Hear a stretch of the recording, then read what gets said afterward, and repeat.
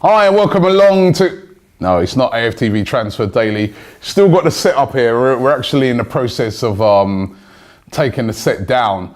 But you know what? I thought we'd do a little program today where I spoke about some of the comments that came out yesterday about the transfer activities of Arsenal. Now, the statement came out from the chief executive, Ivan Gazidis.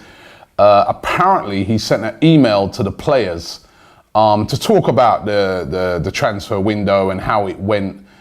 And I must say that I was astonished by the email that he sent. And most fans found it astonishing. Let's just get into what he said. He said, these are just the key points from what he said. He said, at the end of the window, reviewing all activity, we once again improved the depth and quality of the squad. That's what he said in his email.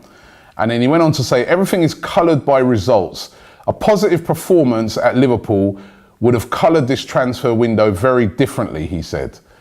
And he went on to say, we had a poor start to the season, but we have the quality to turn it around and turn around the performances and compete for the title. Now, I am absolutely gobsmacked and astonished by those comments. I mean, you know, I think it's universal, you know, especially amongst Arsenal fans, that it was not a good window. It was a bad window, and it wasn't just coloured by results, you know, the result at Liverpool. It was a terrible transfer window. And it's also interesting reading yesterday, David Ornstein, he's the BBC journalist, does a lot of stuff on Arsenal, really accurate stuff, really, you know, really respected. He put out a tweet yesterday talking about Arsenal's transfer activity, and some of the key points from what he said that Arsenal didn't want to sell Ozil, Oxlade-Chamberlain and Alexis unless huge money came in. Now, huge money came in for Oxlade-Chamberlain, £40 million. They didn't really want to sell him. But they decided that, you know, he said he wanted to go, so they let him go, and they got £40 million for him. They didn't want to sell Alexis. They've been saying all summer, but when the bid came in for 60 million from Manchester City, they decided to sell him. They thought with the money that they've got from Oxlade-Chamberlain plus the 60 million, they can go and get Lamar. They put a bid in of over 90 million pounds for Lamar. That was rejected. We know that's true because Arsene Wenger's even admitted it. And also, there was this thing that David Ornstein was saying, and I've heard coming out of Arsenal, that they just needed to get rid of players. They needed to get, the squad was too big. Arsene Wenger was saying it all throughout the summer. They needed to offload players and get them off the wage bill. They shipped out loads and loads of players, and they've got loads and loads of players off the wage bill. Also, they're one of a few teams that made a profit, Arsenal, in the transfer window. We made a profit when everybody else was going mad and spending big money. Couple of the other key points, right, that David Ornstein made is that Stan Kroenke is not willing. This is what he said. He goes, from what he can see with the transfer window, that Stan Kroenke is not willing to inject any of his own personal money into Arsenal competing or into transfers. And he also said that, like, Stan Kroenke is desperate for us to win trophies, thinks we can win trophies, looks at the model of Leicester City. He knows that, you know, he knows that he can't compete with the Manchester clubs. He knows he can't compete with Chelsea financially, but he looks at the model of Leicester. Yes, I'm being serious here, Arsenal fans, Leicester, and says to himself, well, Leicester won it with not this big budget spent and that, so we can do it as well. We can compete. Ivan Gazidis is saying there that we can compete with the big spending Manchester clubs and with Chelsea, and you've got to include clubs like Everton into that now. And he said that we can compete with these sort of clubs because Leicester won the league. Now, I'm being honest with you. I'm absolutely, first of all, Ivan Gazidis' comments have just got me, I'm just like so upset about that. I'm angry about it. I mean, speaking to Arsenal fans, you saw the interviews we did on deadline day with fans. They were so angry. You saw the videos of me, you saw me, I've spoken to so many fans before the Liverpool game, and fans were angry. They were upset with our transfer business. Why have we got Lacazette, good signing, Kolasinac's good, and then we've just stopped? Where's the money? That's what fans were saying before Liverpool. Liverpool didn't colour over nothing, right? Everybody was upset before that, right? The transfer window was not a good transfer window. We lost one of our best players, Alex Oxlade-Chamberlain, to one of our rivals, Liverpool. Liverpool was spending big money. What have we been spending? We made a profit. We didn't go after the players that we need to strengthen the team. We need, a holding midfielder. I was chatting to an agent yesterday at a SoccerX conference, and this is a true story, what he told me.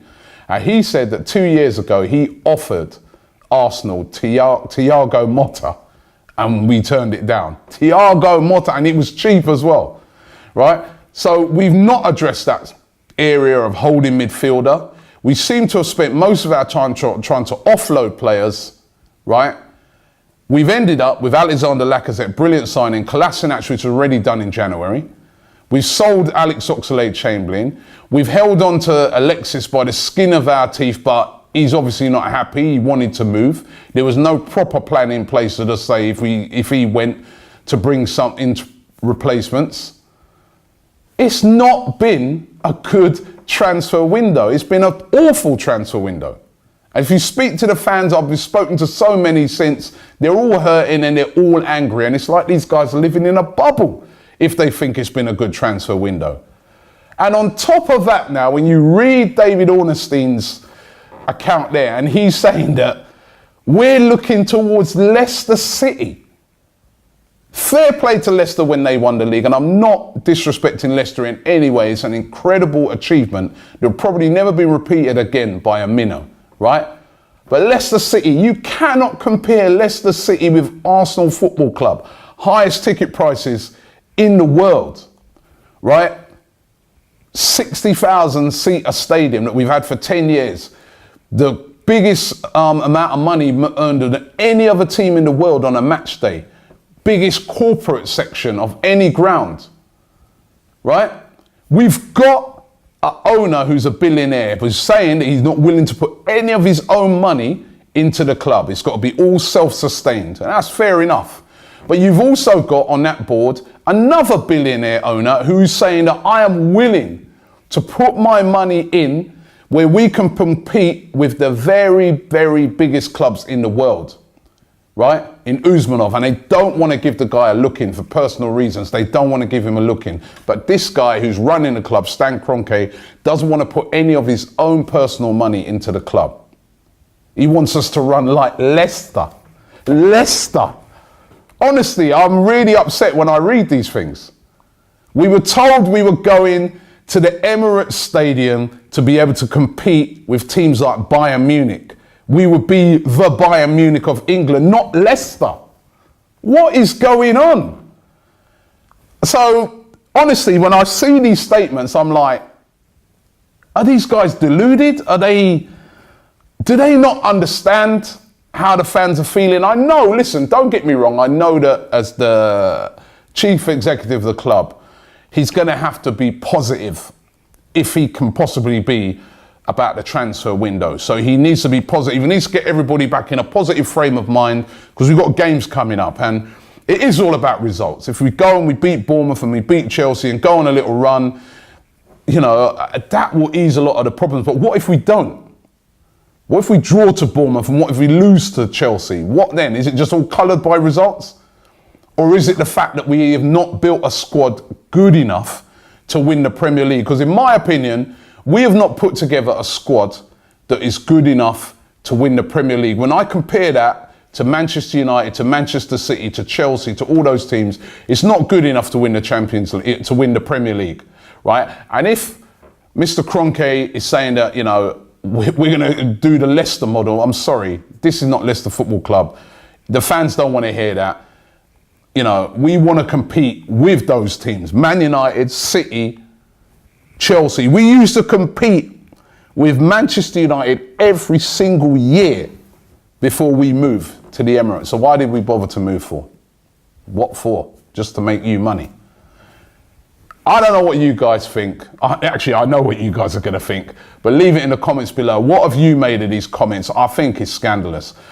Listen, there are times, and I understand, as I said, I've met Ivan Gazidis, and I think he's quite an honourable guy, to be honest, and it must be very difficult to run a club. Remember, you're taking instructions from the person who owns the club, and you got to get everybody on board. But I just don't think that statement, I'm sorry, maybe something in that statement where you admitted that it's been a problematic window.